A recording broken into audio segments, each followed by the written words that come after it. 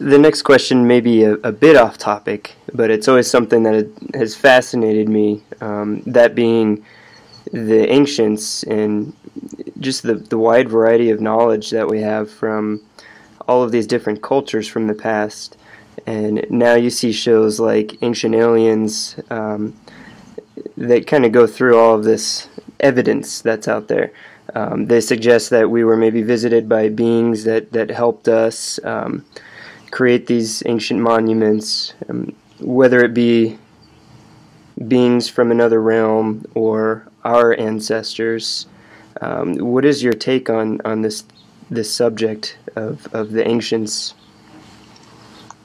Okay, well, I have read a few books by, I think his name was Stitchin, who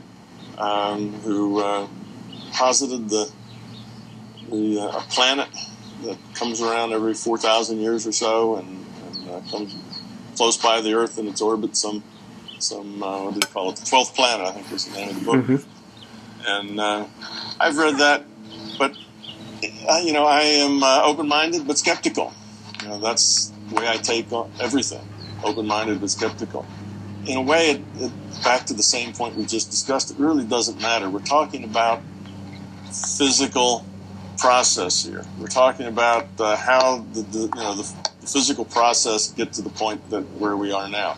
And what was the other one? Von Daniken, I think, was another one who saw runways from the air. You could see and certain old structures looked like they were landing pads, and then rock carvings that were a million years old. Looked like people with bubble heads, with helmets on, like spacesuits and that sort of thing. So you have all of this information, but you see, it's not necessarily that all of this information came to be there the way that we think.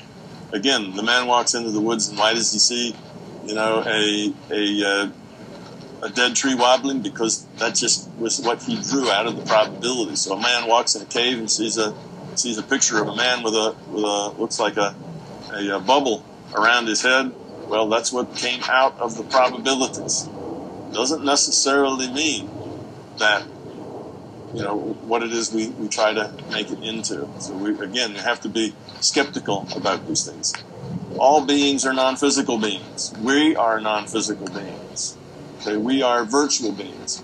All these aliens are virtual beings as well, because the whole universe is a virtual reality. All experiential realities are virtual realities.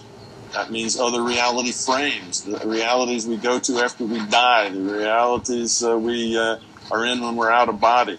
They're all virtual realities. Only consciousness itself is fundamental. Okay, and we get all the help that we can use. Do we get help from other entities? Of course we do. They're all virtual entities.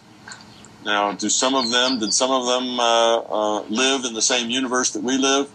Well, perhaps, but again, it doesn't really matter a whole lot in the big picture. What does it add to your ability to evolve the quality of your consciousness? Probably not much. So mostly it's an ego that wants to know. In a virtual probabilistic reality, almost anything is possible, though much is unlikely. So other beings coming from other planets, other places, is unlikely if they had to travel here, because we have a speed of light problem with moving matter through space. If they were on a planet like in Stitchin's book, then they don't have that problem because they just cycle through anyway. Then it's possible, but again, it's unlikely. As time goes by, and if we start to see this thing on the horizon, then it'll become a lot more likely. But it doesn't really matter, I guess. I just see it as part of the physical process of the physical reality, and the reason we're in this physical reality is to deal with the things we have to deal with, make good choices, and grow up. And none of that really matters a whole lot to us. So I don't really spend a lot of time thinking about that kind of thing, because it doesn't seem to be significant in the big picture.